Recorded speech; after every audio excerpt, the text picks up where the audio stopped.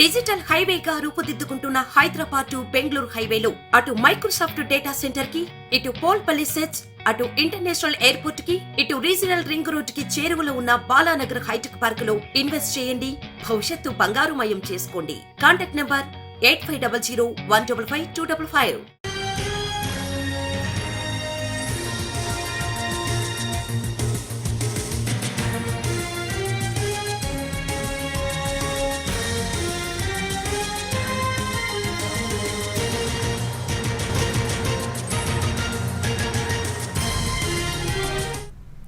BJP కేంద్ర కార్యాలయంలో core committee సమావేశమైంది. రెండో జాబితాపై కసరత్తు చేస్తోంది.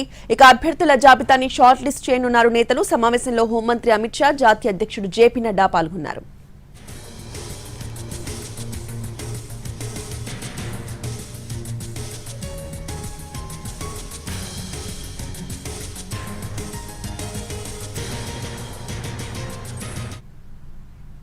బీజేపీ కేంద్ర కార్యాలయంలో కోర్ కమిటీ సమావేశమైంది. రెండో జాబితాపై కసరత్తు చేస్తోంది. ఇక అభ్యర్థుల జాబితాను షార్ట్ లిస్ట్ చేయనున్నారు నేతలు. ఇదే అంశంపై పూర్తి అప్డేట్స్ ని ఢిల్లీ నుంచి మా ప్రతినిధి రాజు అందిస్తారు. రాజు,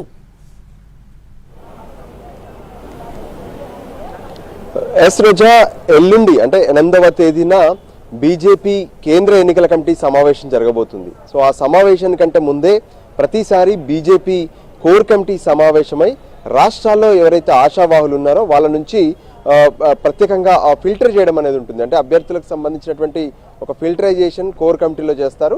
ఈ కోర్ కమిటీ సమావేశానికి రాష్ట్రాలకు సంబంధించినటువంటి ఎన్నికల కమిటీతో పాటు రాష్ట్రాల ఇన్ఛార్జీలు కూడా ఈ సమావేశంలో పాల్గొంటారు.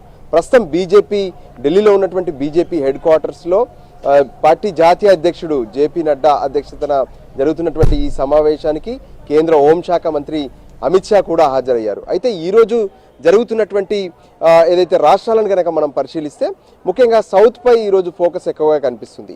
కర్ణాటక, తమిళనాడు, ఆంధ్రప్రదేశ్తో పాటు మరికొన్ని ఉత్తరాదిన ఉన్నటువంటి రాష్ట్రాలు కూడా ఈరోజు కోర్ కమిటీ సమావేశాల్లో పాల్గొనబోతున్నాయి. అయితే ఒక్కో రాష్ట్రానికి సంబంధించినటువంటి నేతలతో విడివిడిగా సమావేశాలు జరగబోతున్నాయి. ముందుగా ఏదైతే కర్ణాటక, తమిళనాడుకు సంబంధించింది ఉంది, ఆ తర్వాత ఆంధ్రప్రదేశ్కు సంబంధించినటువంటి ఏదైతే కోర్ కమిటీలో కూడా ప్రత్యేకంగా చర్చ జరగబోతుంది. ఈ కోర్ కమిటీ సమావేశంలో పాల్గొనేందుకు ఆంధ్రప్రదేశ్ నుంచి పార్టీ అధ్యక్షురాలు పురంధేశ్వరి కూడా ఇక్కడికి ఢిల్లీకి వచ్చారు. సో మరికొద్ది సేపట్లో కోర్ కమిటీ ముందుకు పురంధేశ్వరి వెళ్ళబోతున్నారు. అయితే ఓవరాల్గా ఈ సమావేశాల్లో అంటే ఈ కోర్ కమిటీ సమావేశాల్లో ఇప్పటికే బీజేపీ 195 మందితో మొదటి జాబితాను విడుదల చేసింది. సో 16 రాష్ట్రాలు, మరోవైపు 2 కేంద్రపాలిత ప్రాంతాలకు సంబంధించి అంటే 18 రాష్ట్రాలకు సంబంధించి. సో మిగతా రెండో జాబితాలో ఏ రాష్ట్రాలకు ప్రాధాన్యతనివ్వాలి, అంతేకాదు ఇంకా కొలిక్కి రానటువంటి అంశాలు ఏమైనా ఉన్నాయనే దాని మీద ప్రధానంగా ఫోకస్ పెట్టినట్టుగా తెలుస్తుంది. అయితే ఇప్పటికే కొంత పొత్తులకు సంబంధించినటువంటి వ్యవహారాల్లో పంజాబ్తో పాటు ఆంధ్రప్రదేశ్, తమిళనాడు ఈ 3 రాష్ట్రాలు కూడా పెండింగ్లో ఉన్నాయి. సో దానికి సంబంధించినటువంటి అంశాలపైన ఈరోజు కీలకంగా చర్చ జరిగే అవకాశం కనిపిస్తుంది. ముఖ్యంగా ఆంధ్రప్రదేశ్ విషయానికి వస్తే ఇప్పటికే ఆంధ్రప్రదేశ్లో 2 రకాలుగా చర్చ జరుగుతుంది. అంటే ఒంటరిగా వెళ్ళాలా, లేదంటే టీడీపీ, జనసేనలతో కలిసి బీజేపీ వెళ్ళాలనే దాని మీద చర్చ జరుగుతుంది.